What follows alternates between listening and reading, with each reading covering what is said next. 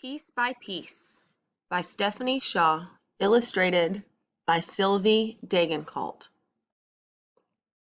Once upon a time, a weaver tucked a memory into her collection basket.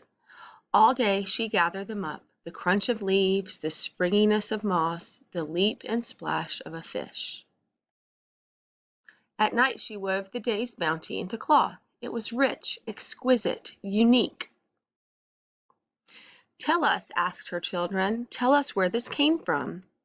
The weaver held a piece of fabric to her nose. "Ah," she smiled, "the sweetness of a puppy." "What else?" "The breath of a hot air balloon as it floats against a morning sky, and the squish of mud between your toes." The weaver began to sew piece by piece. Every now and then the children playing among the bolts of cloth asked, "Tell us about this one." And of course she did. When the garment was finished, she laid it in a box. The bodice was a sparkle of starlight with the skirt full as a spring meadow. Along the edge was lace like the form of an ocean wave. Tucked in the folds of the gown were treasures, some dragon scales, a pirate's sash, and the red flash of a blackbird's wing. The weaver closed her eyes. She dreamed of all she could buy for her children with the money the dress would bring: shoes of soft leather, loaves of thickly braided bread, sweet crisp apples, and paper bags of warm roasted nuts.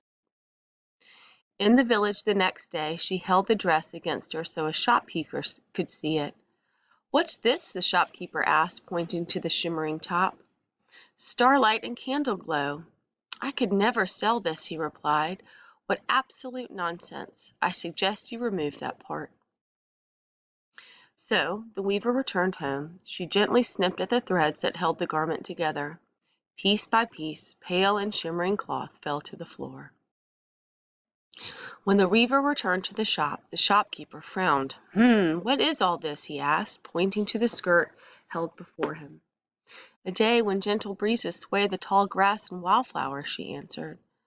"Oh, that's much too full, much too much," the shopkeeper's wife chimed in. "And what about that flounce at the edge?" "The kiss of the sea as it reaches the shore." "Well, we can't have any kissing," said the shopkeeper. "That needs to go." So the weaver returned home again. The children watched as piece by piece an indigo night fell onto the floor: the coo of a dove, the juiciness of a tangerine, a bit of coral from tropical reef, the glint of a sabre, the scent of chocolate and cinnamon. "I've done as he asked," the weaver said to herself. She slowly walked to the shop. The children ran ahead to the village fair, carrying a mysterious package. "Now what have you brought us?" The shopkeeper peered over his glasses. The wife scowled. "The wishes from a dandelion on a summer's day," said the weaver. "The whisper of fog rising from a lake, frost caught on a spider's web." He held the gauzy fabric up to the light. "Bah!" he replied. "Too small, too flimsy. No one has any use for this."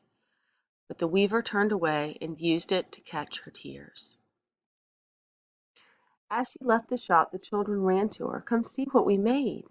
At the village fair there were displays of golden honey, bunches of lavender, the pyramids of brilliant fruits and vegetables.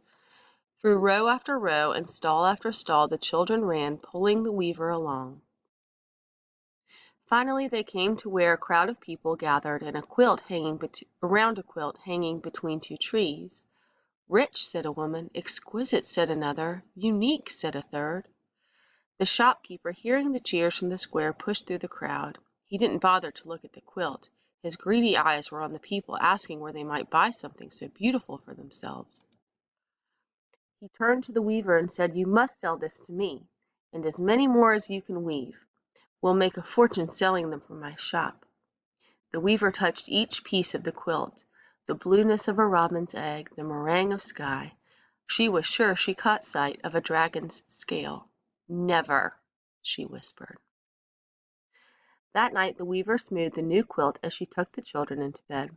"Tell us," they said.